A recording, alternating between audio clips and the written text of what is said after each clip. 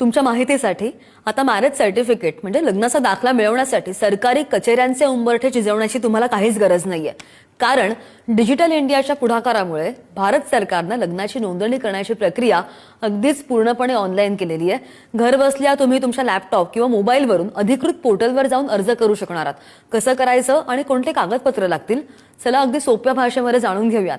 लग्नाची नोंदणी करण्यासाठी तुम्हाला तुमच्या राज्याच्या अधिकृत आपले सरकार किंवा महानगरपालिकेच्या पोर्टलवर जावं लागतं.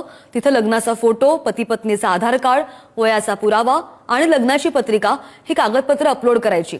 मग तुम्ही ऑनलाईन फॉर्म भरू शकता. फॉर्म भरल्यानंतर तुम्हाला एक टोकन नंबर मिळेल. सगळ्यात महत्त्वाचं म्हणजे मॅरेज सर्टिफिकेटमुळे पासपोर्ट काढणं, व्हिसा मिळवणं किंवा मग जॉईंट अकाउंट उघडणं खूप सोपं होतं. त्यामुळे तुम्हाला खूप मदतही होते, फायदा सुद्धा होतो. आणि त्यामुळे तुमचं जर लग्न झालं असेल आणि सर्टिफिकेट नसेल तर आजच अर्ज करा आणि हा व्हिडिओ अशा जोडप्यांना पाठवा